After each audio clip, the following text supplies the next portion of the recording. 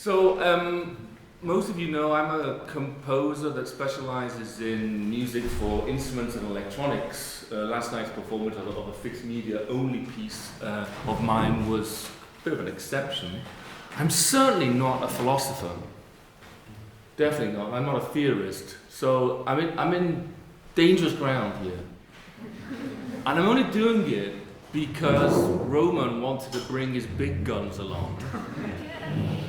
When we posited this topic as a potential topic, it wasn't sure if we'd do it or not, and if, then who would do it. But it ended up being me because Roman really wanted to have a go at me. So this is just for you, Roman. I hope you enjoy it. Get your guns out and get them primed, yeah? So I'm going to be talking about conceptual music and art. Because there are some really important questions and points to be made here that go beyond mere questions of fashion, style, or aesthetics. And I think they go into the very question of the survival of music as an autonomous art form in itself. By the way, I think there are 2 native English speakers in the room. So if I start speaking too quickly, feel free to put the brakes on. Yeah, I'll do my best to rein myself in, but I've also got a lot of material. So we're going to talk about concept art, concept music from a couple of different angles at the least. But I'm going to say straight out, because I think it's important, that concept and idea are not synonymous in this context. They are for several people, for instance Johannes Kreidler, who wrote about concept music in Music Text 145. I mean, I can't assert really that he sees the two as synonymous, but he certainly uses the words interchangeably. But for the purpose of this talk and what I'm going to be explaining and talking about, asking, they're not synonymous at all. Concept and idea are not synonymous. Concept is really something very specific when it comes to concept art and concept music. But just to get things going, I'm going to have something that contradicts my assertion straight away. We're going to look at a typical encyclopedia definition of concept art, which does actually use the idea of concept and idea as very much synonymous. So, Encyclopedia Britannica, which is a very respected and old source in the English-speaking language, says that conceptual art, also called post-object art or art as idea, is artwork whose medium is an idea or a concept, usually manipulated by the tools of language, that's very important, and sometimes documented by photography. Its concerns are idea-based rather than formal. So this is immediately where we see the importance of language. I would say where language raises its ugly head. But I'm not going to say why immediately. We're going to get onto language later on. First, another quotation, this time by an actual practitioner, Henry Flint, who is actually credited by some as the first person who used the term concept art in 1963 at the very tender age of 23. He said, concept art is first of all an art of which the material is concepts. Makes sense, huh? As the material of, for example, music is sound. Since concepts are closely bound up with language, concept art is a kind of art in which the material is language. So, if the materials in concept art are concepts, just as sound is the material in music, then the question arises, would concept music be without sound? That's a really important question. Yeah. Not really, I would answer immediately, but the emphasis would be away from sound, at least, and onto something else. And this is where the term non-cochlear sound art first enters the equation or the discussion. And we're going to get to that also in a little while. So here again, in this quotation from Henry Flint, we see the dominance of language arises. We're still not going to get there. We're going to continue to put concept art into more context with the most obvious examples. You can't talk about concept art without mentioning Duchamp's Fountain from 1917. This ushered in, of course, Dadaism, and asked us, perhaps to put it simplistically, to see beauty in everyday objects. That's one way of looking at this ready-made, that we're asked to see an everyday object in a different context and find beauty in it. Then also here on this slide is Rauschenberg and Cage, two artists who concern themselves very much with what it means or what it is to hear and to see. So for instance, when staring at the painting, the white painting, the three-panel white painting by Rauschenberg from 1951 here, you may actually experience flickers in front of the eyes, or what we call in English floaters, bits of dust floating across the eyes. And then the question is that part of the artwork, or is it something that the artwork is revealing to you, or is that the same thing? Yeah. Of course, these three artists all made really important contributions, not merely questioning the way we see or hear, but also questioning the artist's relationship to their audience, and the artist's and the art establishment's authority, as well as fundamentally how we value and evaluate art objects.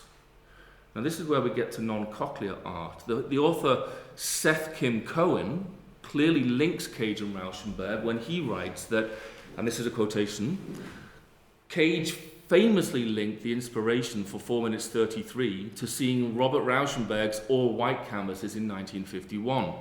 Cage said, "When I saw those, I said, oh yes, I must. Otherwise, I'm lagging. Otherwise, music is lagging." So let's turn a little bit to Kim Cohen here with this quotation. I'll read it in full. There are several long quotations, but I think they're very interesting, so I'm going to read them in full. "I wrote in the blink of an ear out of a sense of deep disappointment over the fact that music's mysticism could not be jettisoned, thrown out, even in the wake of John Cage's 4 minutes 33 seconds. The event that by all rights should have placed worldly conceptualism at the center of sonic practice. If it had done so, music's turn would have concurred with similar moves in the visual arts, literature, film, and dance. Music and sound art could have dropped their sacrosanct separatism. The sonic arts could have joined the other arts, discarding media specificity in favor of a cooperative embrace of all the sensory modalities and media tools available in the late 20th century.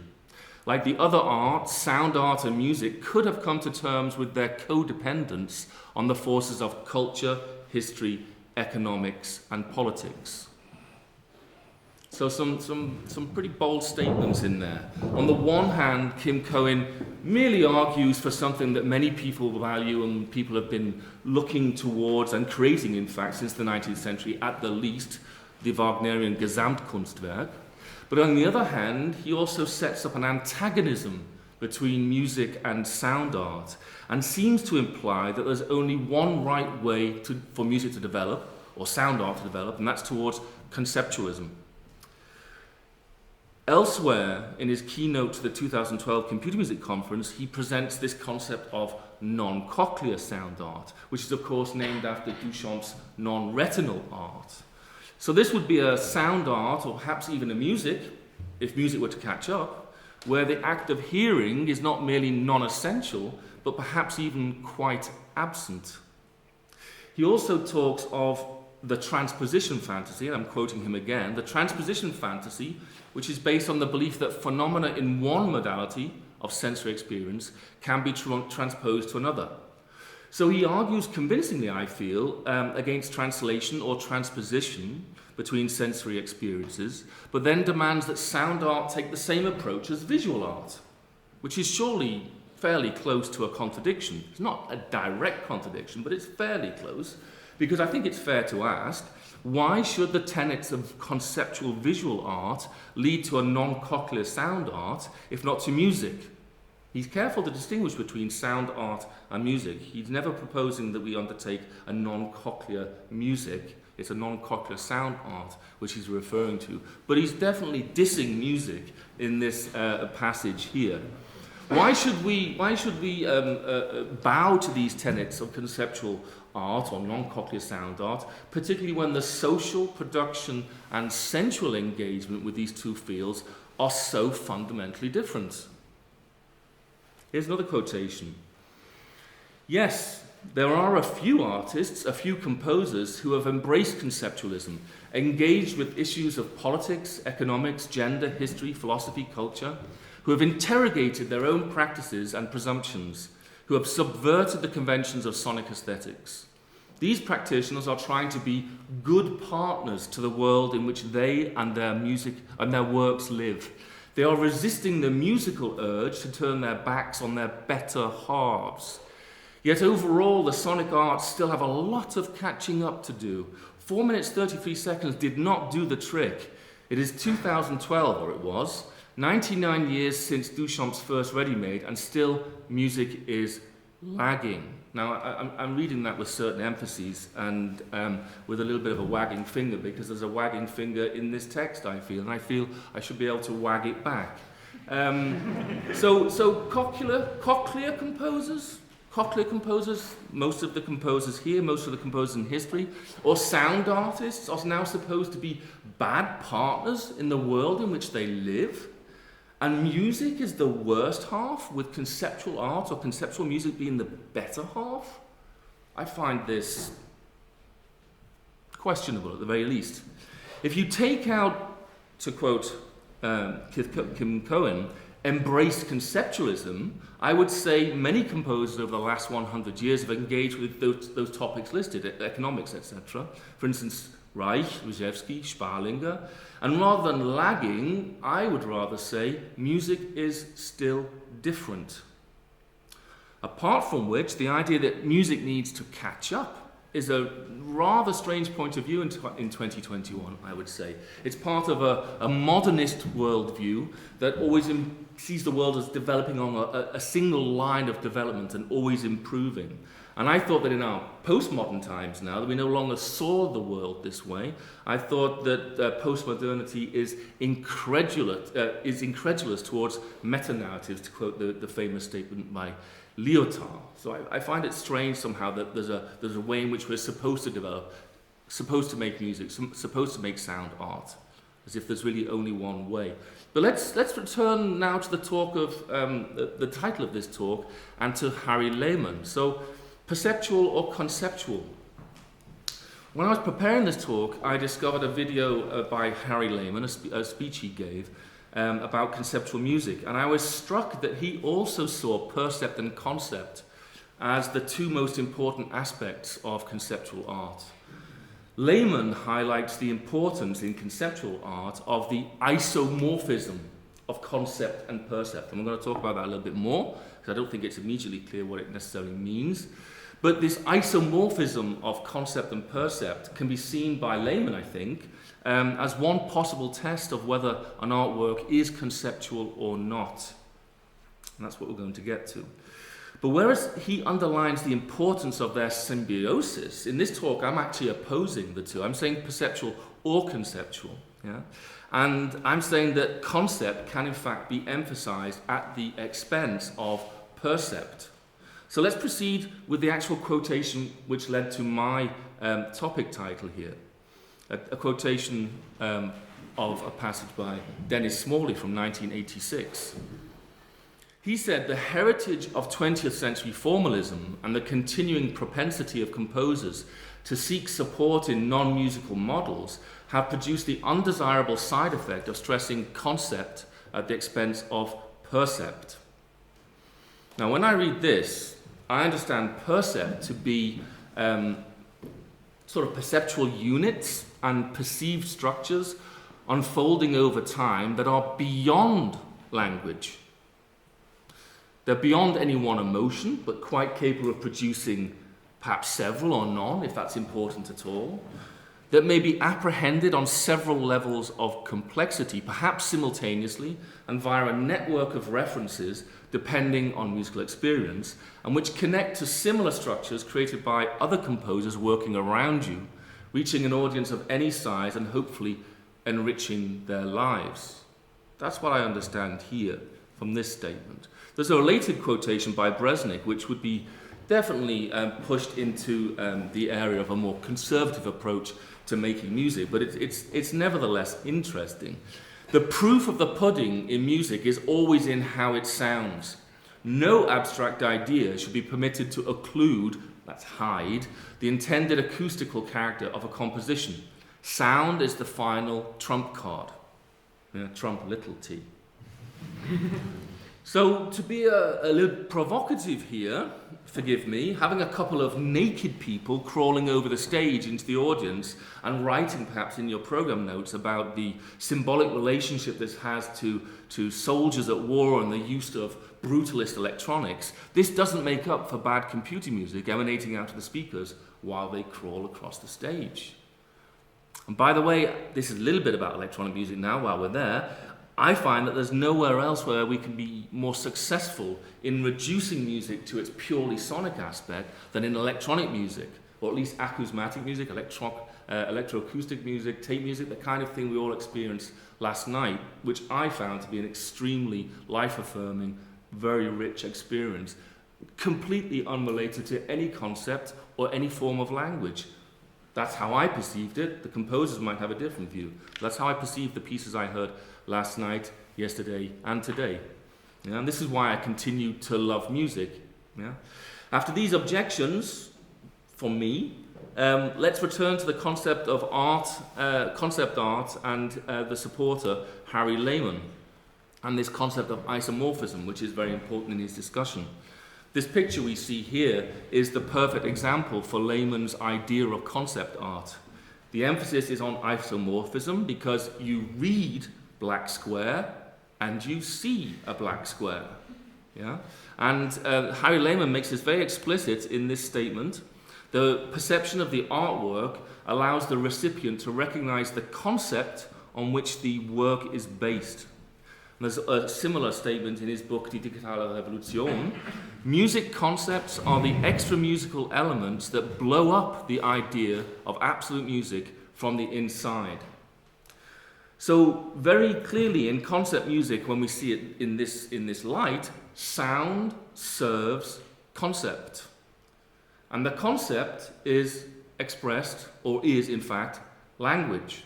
As we'll see in the next quotation from Harry Lehman, the verbal description determines what one will perceive in an artwork. Now, to me, that's very problematic. That's on the point of being dictatorial, I would say, determining through very concrete language what you will perceive in an artwork. One could ask, why should language necessarily be paramount in painting, sculpture, music, or dance? So this language problem is rearing its head all over the place. Before we get there, though, I've got to quote Harry Lehman once more. It is unnecessary to interpret a conceptual artwork just like it is unnecessary to interpret a joke after you laughed about it. I think this is a rhetorical flourish. I think he's just trying to underline a point, because this is patently untrue. Jokes can have many, many different levels that are worthy of interpretation. For instance, you can actually, I would argue, make a racist joke, thus encouraging racists to laugh out loud so that the subtext actually makes the racists the butt of the joke. That is possible. That is done. Think of the British comedian Sacha Baron Cohen in the roles of Borat, Ali G, or Bruno. He does that kind of thing all the time, and it works very well. It's very funny, but it does take a little bit of analysis. So let's now contrast this very language-heavy view. I still promise I'm going to get to language, but let's contrast this very language-heavy view with a definition of concept art from Sol LeWitt, which is really quite different. This is from 1967. In conceptual art, the idea or concept is the most important aspect of the work. When an artist uses a conceptual form of art, it means that all of the planning and decisions are made beforehand, and the execution is a perfunctory affair. The idea becomes a machine that makes the art. So this is a more algorithmic view of concept art, and can, of course, lead to great results, even if it is becoming more difficult to find the exact paints which LeWitt demanded his paintings be created with. It's also not so different to Rauschenberg's approach with the white painting that we saw before, because these were apparently reproduced by others. For instance, the image we saw before, I believe, was executed by Rauschenberg's studio assistant Martin in 1968, so a full 17 years later. But we can appraise these works of art created by these conceptual machines, if we like, by looking at one of Solowitz's wall drawings, which I do actually believe are very impressive to take in, to appreciate, to be confronted with. Yeah. So now we do have to get on to language. I've promised it so much already. It is problematic, so let's take it apart a little bit. The basic components of human language are syntax, which is grammar, semantics, meaning, and pragmatics, which could be called contextual meaning. If you accept this threefold definition of language, then music is clearly not a language. We speak about music as language, or we speak about our musical language, but we mean that in a sort of metaphorical way.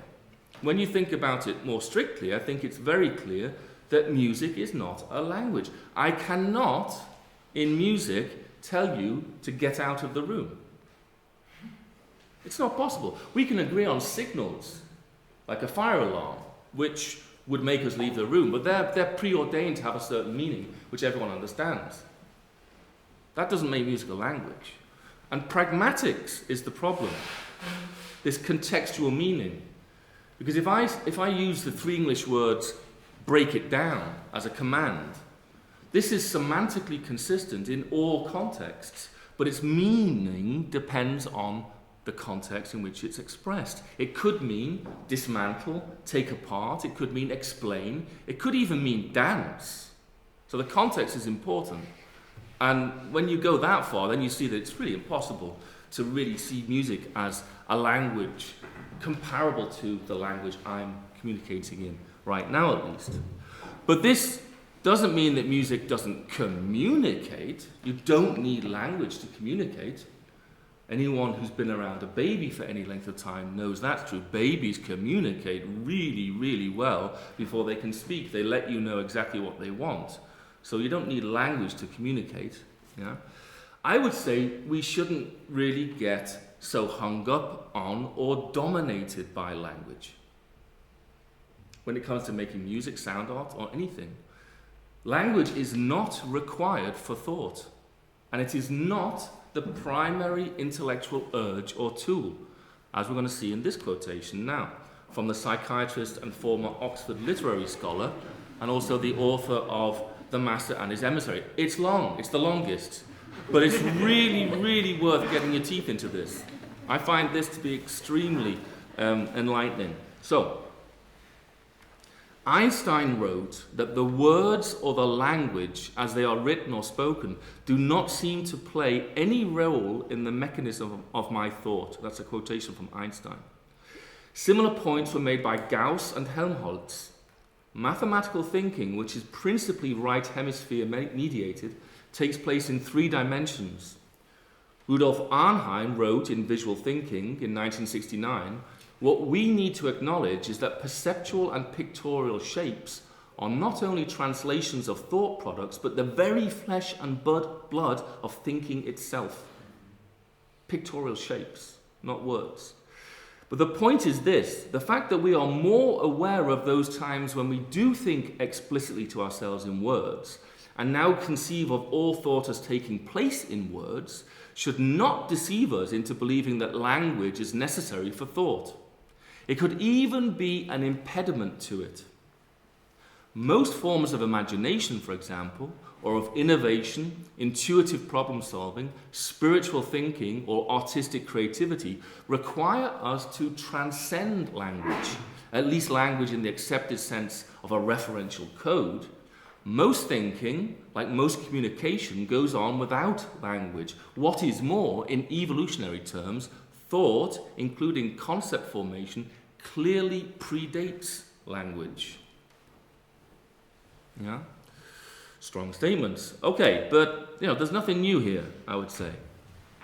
When it comes to concept music, there are plenty of examples from the last century, and I'm not going to go through them in detail, just list a couple of them. Yeah, most of you are aware of these works. The Stockhausen example, I think, at the end is really interesting because it raises the question in interpretation. It's one of the intuitive music pieces, text-based, of who did the work, and there's been several discussions along these lines about the authorship, most notably with the trombonist and composer Globerkar. Yeah, this is quite interesting because the question of who did the work leads to another objection of mine to concept art and concept music. And I'm not alone in this. Who actually does the work? Are we in fact dealing with art aristos here, art aristocrats that don't work? It can be said that Duchamp rises above construction and Lewitt places the algorithm above the execution. Both and their followers are therefore anti-work, artistic aristocrats. Yeah? So, for instance, this is a quotation from a book called The Companion to Contemporary Arts, written by David Hopkins, and he cites Robert Smithson. Land artist Robert Smithson, who, like Joseph Beuys, was exercised, in this context means troubled. That's difficult. English is difficult. Exercise. Nothing to do with sport. Troubled in this instance. Context. Pragmatics. Was exercised by the alienated relationship to labour represented by the Duchampian model. And he said that Duchamp is trying to transcend production itself in the ready-mades when he takes an object out of the manufacturing process and then isolates it. He has a certain contempt for the work process, and here I think he is sort of playing the aristocrat. Yeah.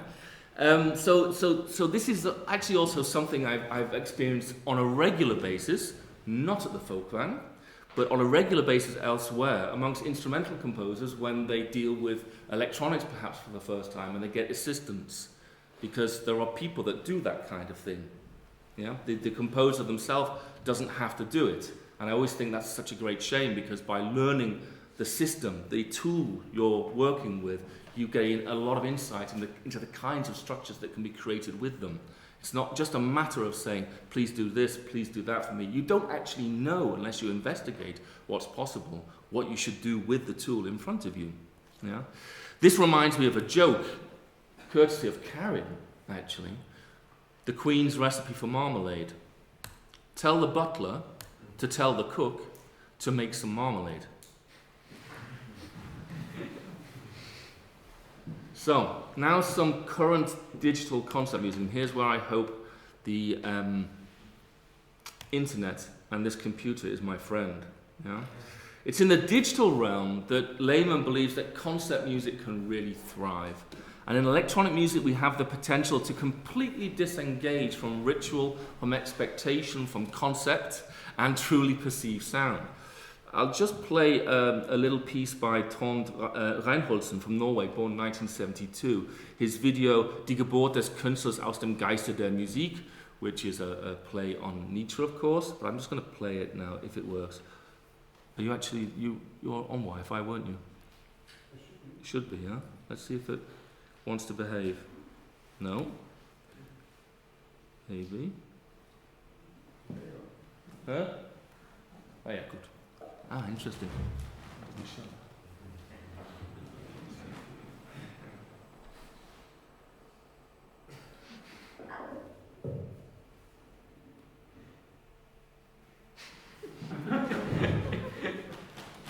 That's concept music. There was actually a soundtrack. We probably couldn't hear it. It was recording something. Ooh, sorry. Yeah, let me go to the next one. So that's one example. Here's another example, which is a little bit longer and references Cage's piano concerto in communist China.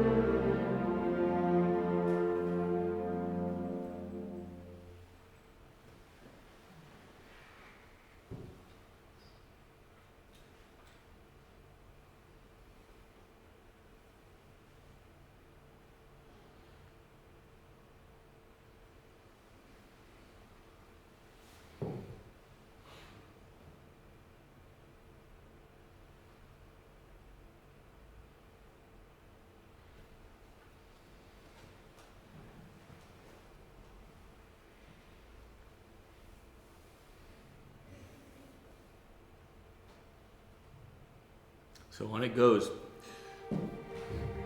I think we have to ask ourselves,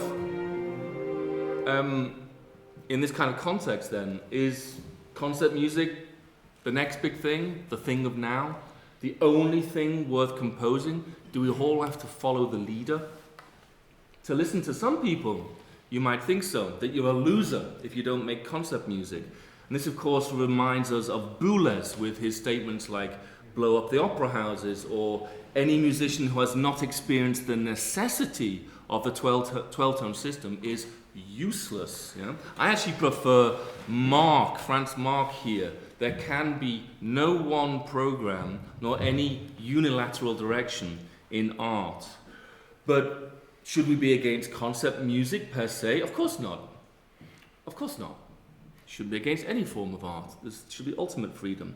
But is it fair to resist so much bandwidth, so many resources being used for certain concept art productions with structures created, ordered and perceived through sound alone, disappearing in that kind of context? This is my gospel. I don't want music to have specific, almost instantaneous, unambiguous meaning, and I don't want it to be subordinated to language or to tell me how to feel or understand the world. I want music to reveal to me what it is to be human in all its dimensions, across cultures and across ages, as universal, confusing, disturbing, and as hard to define and understand as life itself. And that's where I'll pass over to Roman.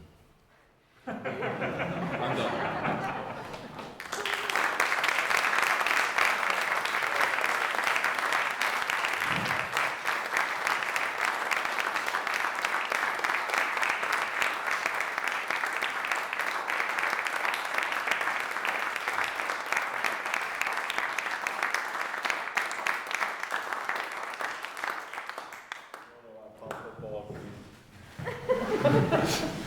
Dares to interview. Oh, come on. Any comments and questions on this great dash? Okay, let's go to the pub. Well, I'll give it a try. Well, I think, thank you for the conference. I see you gave us really a wonderful historical and vision of all possibilities, of many possibilities. One thing that I personally, I have a very personal view of conceptual and conceptual art. But one thing that I would place here also to discussion is the social aspect. Something like how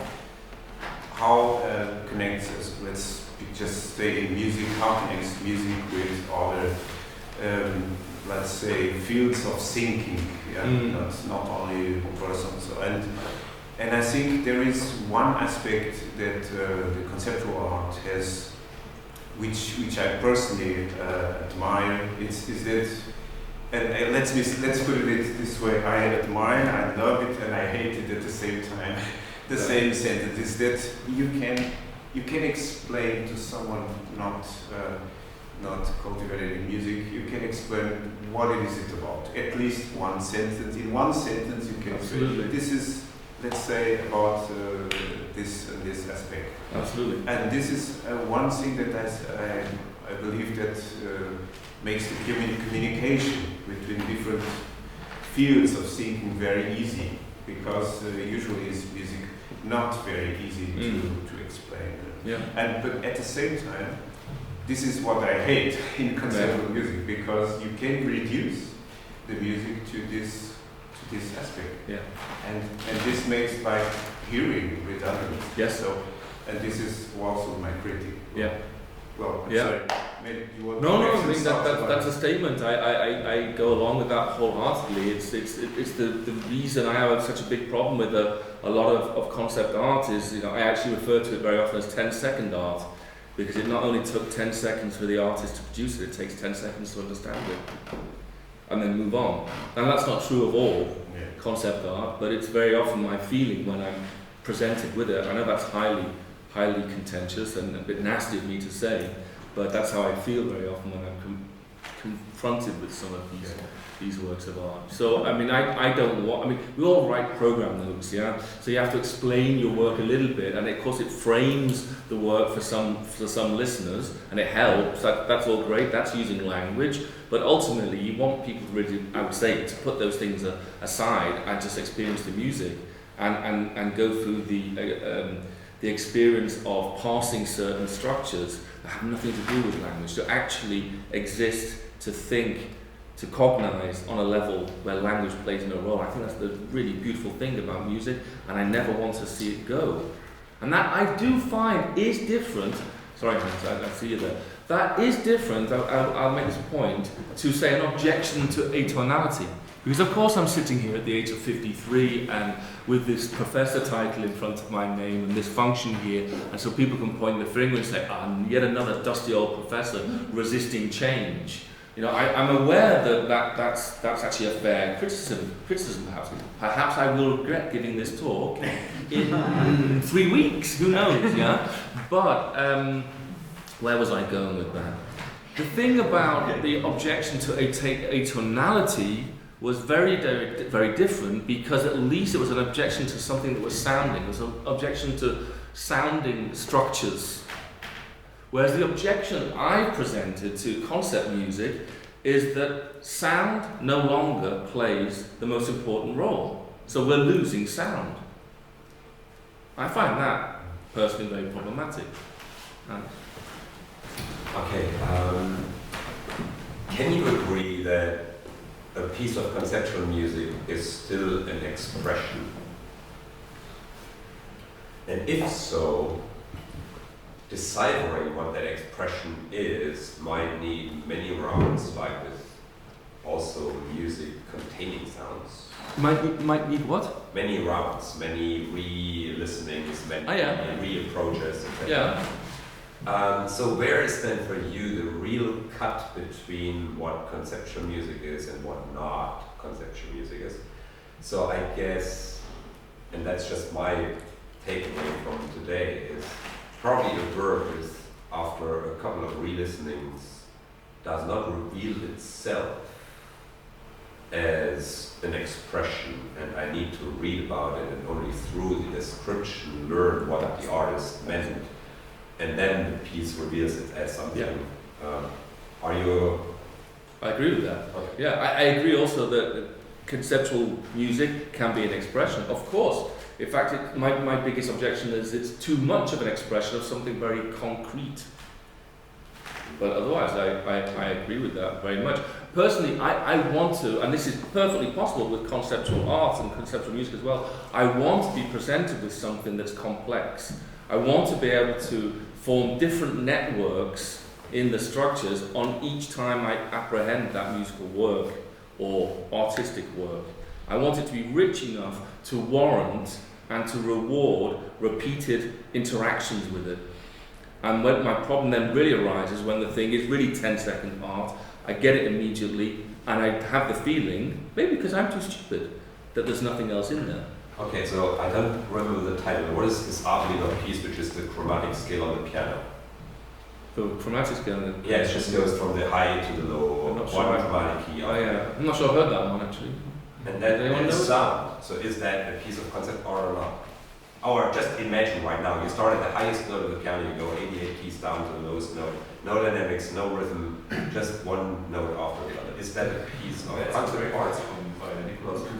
Sorry? Yeah. There's some brackets. Yeah, but Yeah, it's yeah. more than that, Yeah. isn't it? Yeah.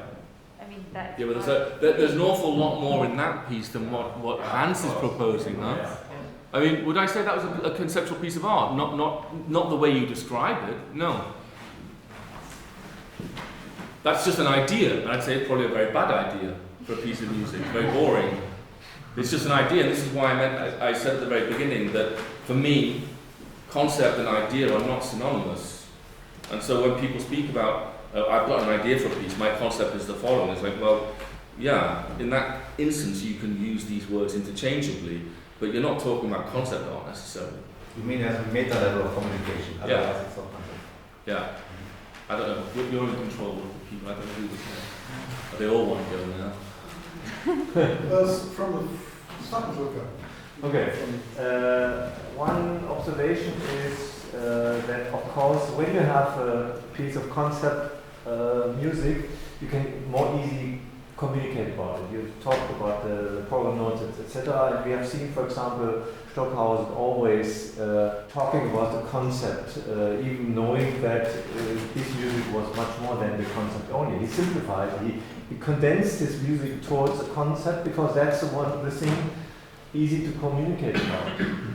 So we could see it either a compromise to say part of a composition is conceptualizable, and you just talk about, communicate about that part, and the rest is just observation when you hear the music and hear the things beside the concept, so that could be a solution. Absolutely, I have no problem with that, because I can ignore all that and listen to music and have a rich experience, perhaps.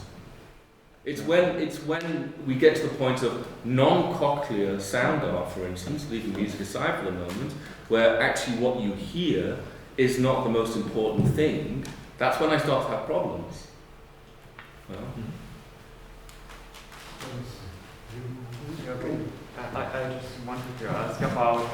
I just wanted to ask about the definitions of ideas and concepts, because I kind of get confused now. So what's the difference between a concept and an idea when the piece proposed was not a concept art? Well, an idea is simply something that you think is worthwhile carrying out, and it can lead to an interesting musical or otherwise artistic experience. But concept art, as a layman presents it, has this isomorphism, and that the language-based description of the work is the predominant aspect of it. And that you should be able to, by apprehending the work of art in its medium, immediately understand the correspondence, the exact correspondence to the concept expressed in language behind it. That's very narrow, I think. Yeah. Maybe quickly to that, I think that the question if the terms idea and concepts are identical or not is a very complex question, and it's probably not the point. The point is maybe more that the term conceptual art is like a standing term that has evolved and that has a certain meaning in this context, right? Not necessarily the term concept, but the term conceptual art. Yeah, that's fair to say. But there are real confusions here, because very often people have very rich ideas, very rich concepts, which lead to very rich musical experiences.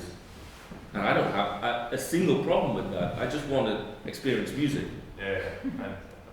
I have a question for you concerning the future, because you were giving, of course, examples from the past. That's natural.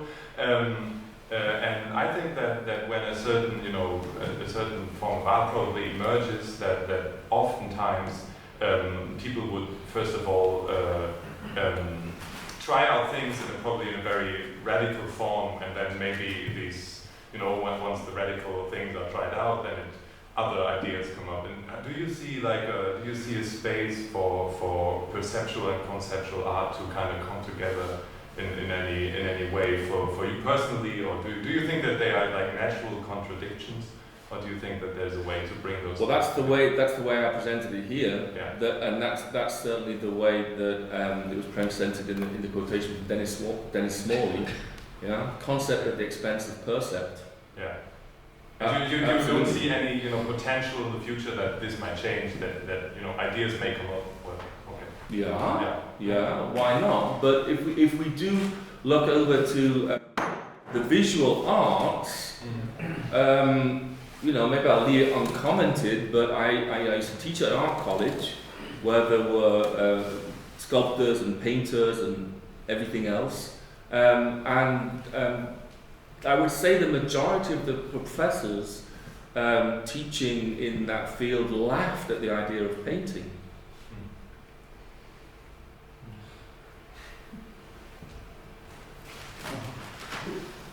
As a art, much less than perceptual art. I feel intuitively that it's something also about being close or being distant, and that in a way conceptual art often is distant to the acoustic result, and that's why for players it's usually easier and more satisfying and more sensible to, of course, to be engaged in perceptual art. But I would disagree with you in the fact that language is the bad boy that that does conceptual art, all the distancing. I wanted to add, music to be touching can only be music that is close, because closeness means being able to touch, and that's kind of like a side aspect of what you said, what I felt very strongly. Yeah. But I think language also can come close, and language can be poetic, touching, anything. Absolutely. So when you say it's because language makes it distant, language could also bring it close. No, absolutely. I mean, we know that from any number of songs. I mean, that's clear. And language-based arts, I mean, I'm not going to diss those. Novel writers, poets, I mean, there's nothing to criticize in works of art expressed in those media. But what I'm talking about is the potential destruction of sonic art and raising up instead language-based concepts that really have no space left for the musical experience as we've known it, and this is my great assertion, through thousands of years across all cultures. I don't think there is a culture without music.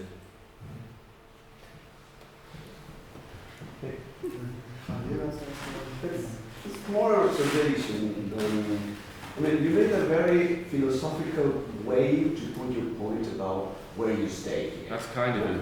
It's very clear. No, you did it. Still not very happy about the idea of concept, because all the examples that you showed there, they use it as a synonym. So it's the same word. And they say it is the same word, it's the same thing. So I guess that you don't make a good case when you say that it's not the same thing when you use examples that are exactly the same, that they're the same.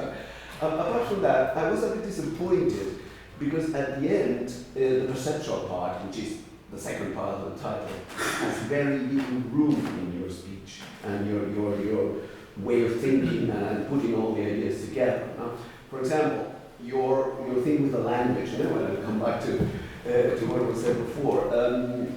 When we get into, for example, dramaturgy of music, and I come again to Milani for that, he has a concept of there's something to hold on, which is normally something that could be explained through language and helps to understand something that some people may not be able to understand otherwise, which is partially what you say in your last slides, to get that kind of experience that you want to have. But words help to do that. Yeah. And that's a part of perceptual thing that I felt a bit lacking Well, in the entire... I spoke for 35 minutes. No, I would need 3 hours to do it properly, but I'll just go back to the point I made on this slide. I did define what I meant by percept. I said I understand it to mean perceptual units and perceived structures unfolding over time that are beyond language, beyond any one emotion, that may be apprehended on several levels of complexity, perhaps simultaneously, and via a network of references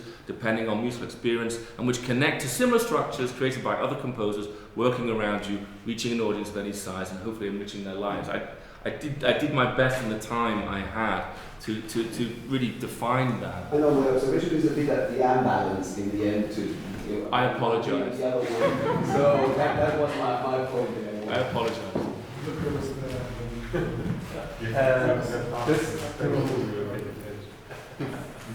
To add one aspect which you probably expressed in some of the words, if we take, for example, 433, when you tell 433 what it is, you don't have an experience. When you tell the audience, you mean? Yeah, when you tell what it is, you don't have experience. So part of music is the experience of music.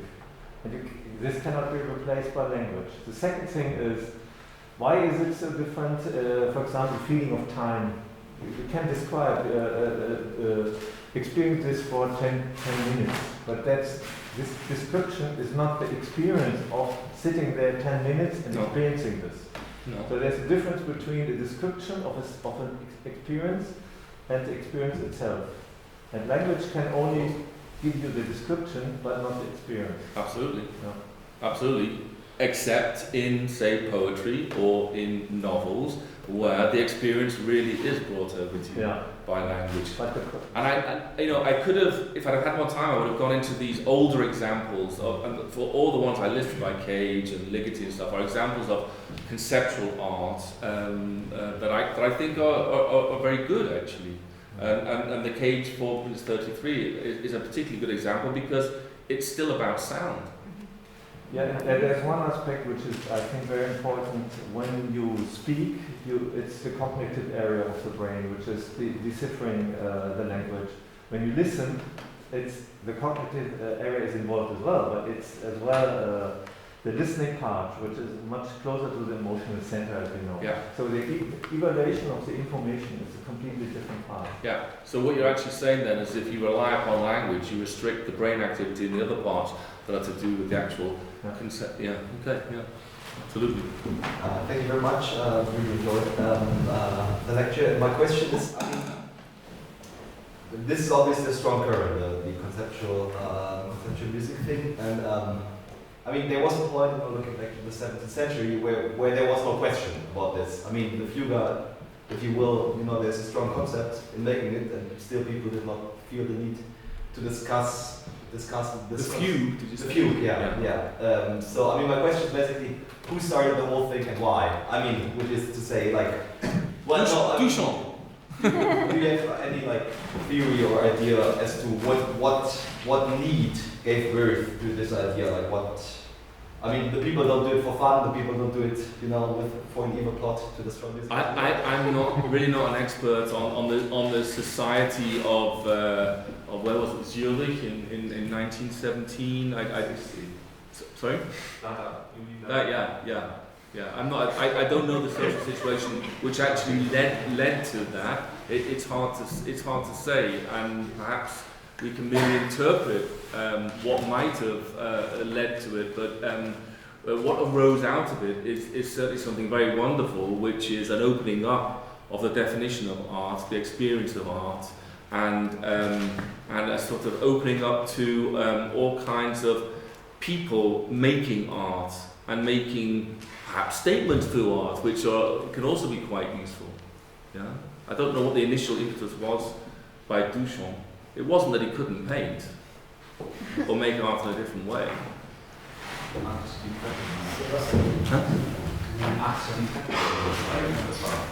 Okay. Yeah. I think one thing of the beauty of concept art is that it amplifies a sign character in art. The what? A sign character, like objects as signs that symbolize something and that gave him open a network of references. And I think this is something in electronic music, especially I would say for the whole musique concrète, that was abolished to some extent.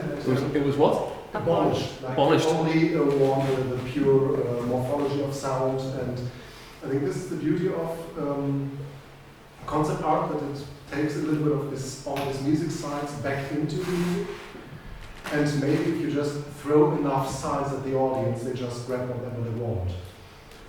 This is one point. And the other point, I think today there are still people doing street photography in art and it's in museums, and there are still people doing paintings nowadays, and they're in museums. Sure. So there's probably maybe we don't have always so much that concept art is taking over everything. I'm not sure I'd agree with that last assertion. I'm not sure I'd agree with that, but maybe this isn't the place to go into that.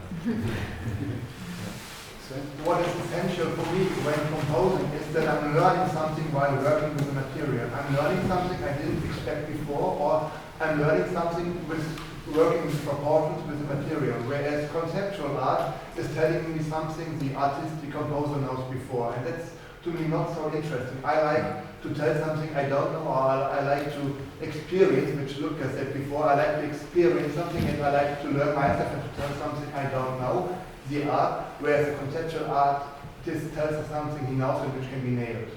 I think that's maybe a fair criticism if it's based on language. That's certainly true, but I think turning the tables in defense of conceptual art, there are other aspects like the solar wall paintings we see, which are more algorithmic, that don't necessarily impose some kind of understanding. No, I fully agree. They are great conceptual artists, but just considering the development of contemporary music right now, there's so much focus on a statement and not so much on experience. And right. I like the experience which I'm doing myself while working on something. Yeah. Or while listening to it. Yes, also. both. Yeah. And I'm telling something I didn't know when starting the piece. Yeah. So, and also it's something you don't know in words. That's the most important point, I think, for me. It's something that's inexpressible in words. Was it Delius that said music is what you write when you can't express something in words? Something along those lines. Okay. Something that's too complex for words. Maybe I'm trying a little bit to defend language on the one hand without defending conceptual art. Okay. I think that language, to some extent, is extremely helpful for the experience in some cases. And language, for instance, you can start with Johann Sebastian Bach and look at its cantatas, and if you look at the words being used there, they help you to understand the music. Yeah. And also understanding the way Cage composed helped me at least to experience a lot of his chance music by experience, by knowing. I need to know, and somebody had to explain to me in language that was just arbitrary. It was just made with the Jing and put together, and with the intention that the things that I'm going to hear have no predetermined relationship to one another, and then experiencing myself hearing all kinds of relationships between those things, which wouldn't be so astonishing and wouldn't be such a really great aesthetic experience without knowing that beforehand language. Absolutely. So language is, to combine music with language can help to a certain experience. But that's education. That description is not necessarily, and in those cases I don't think is part of the actual artwork. So that's a big distinction for me. You learn about how these pieces were created, you read the history books or you talk to people or whatever, and that informs your understanding. And it's really good. I mean, we have all studied music books. We're all here probably because we've done that, and we've understood music by reading language, absolutely. But that process of learning, or those words associated with the work, are not the work itself. And for many of the examples, I've not shown too many examples, but many of the statements I've made here, the language is the work. And the sound, to the extent that there is any, is only there to support it, or to put it in a certain context. That's the difference. I agree completely in certain words where if you have the story, if you know the concept, you actually don't need to listen to the result, and if you do, it's maybe not for the good. Yeah, that's true.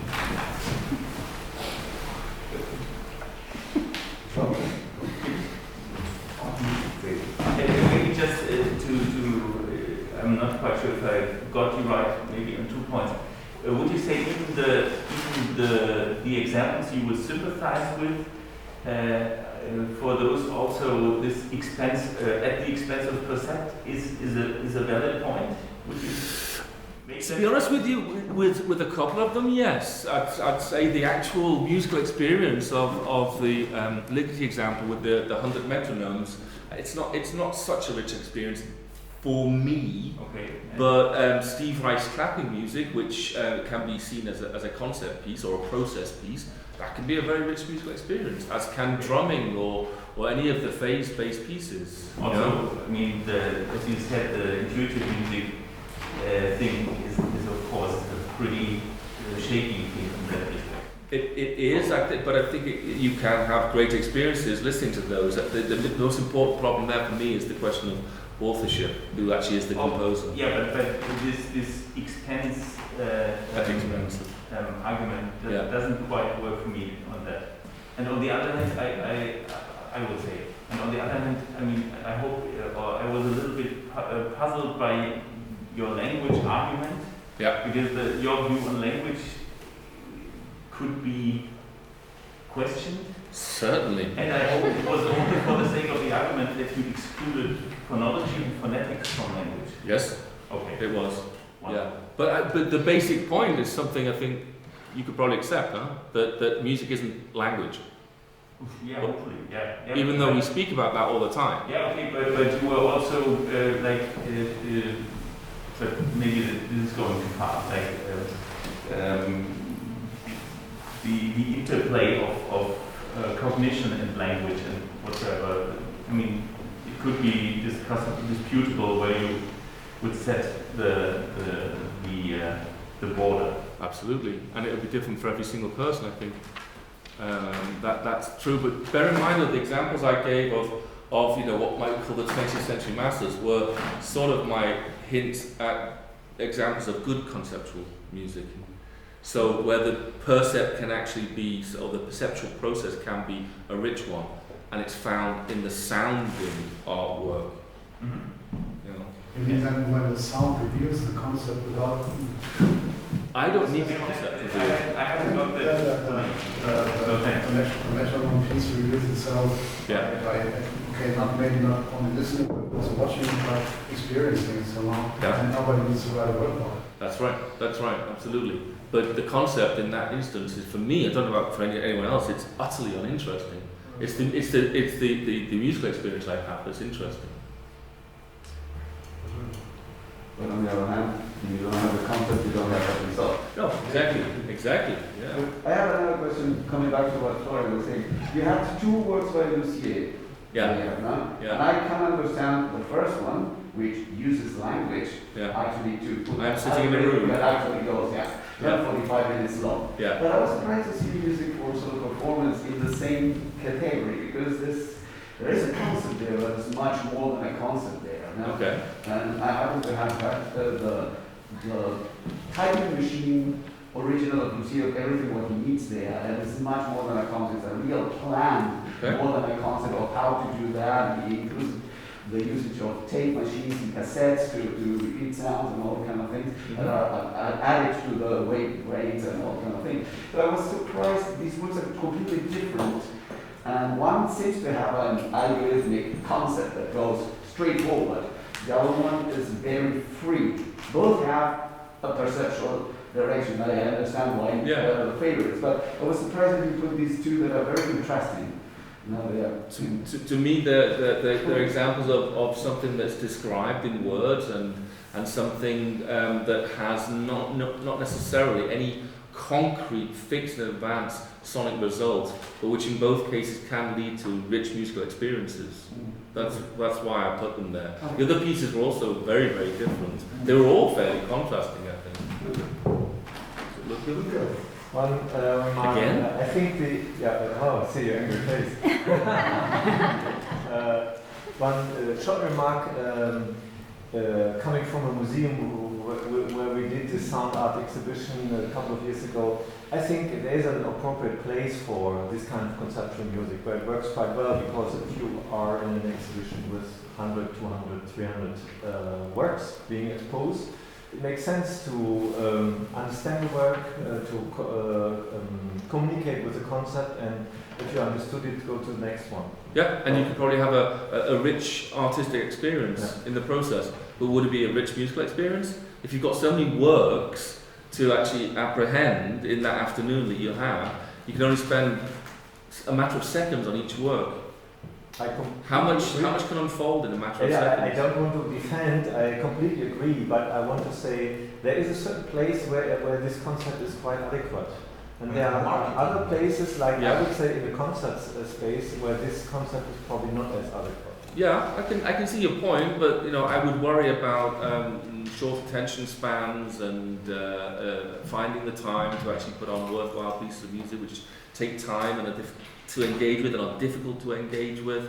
Anything that's reduced to something that you can actually grasp in a few seconds, I would at least question the value of. I wouldn't dismiss the value of, but I would question it. I'd want to know why and how. No, Hans? When you go to the Louvre, how many paintings do you really observe? Well, I'll tell you what I do when I go to the Louvre. There's so many, I walk through as fast as possible, looking left and right, and see what grabs my eye and see if it's someone famous, because it's a really nice exercise. And usually it is. Yeah, but I mean, you know, painting is a totally different thing, isn't it? It doesn't set a certain time frame in which it's meant to be experienced. And I think we all know that this is one of the reasons, or at least we could accept perhaps, that this is one of the reasons why contemporary art forms, in the visual sense, have an easier time really than contemporary music. Because if you go to an exhibition and you see a painting that you find utterly repulsive, you just go to the next one. Whereas if you find a piece of music utterly repulsive, if it's by Ludwig, you've got to sit there for 55 minutes. I mean, that's asking a lot. That's not on. All right. Am I dismissed?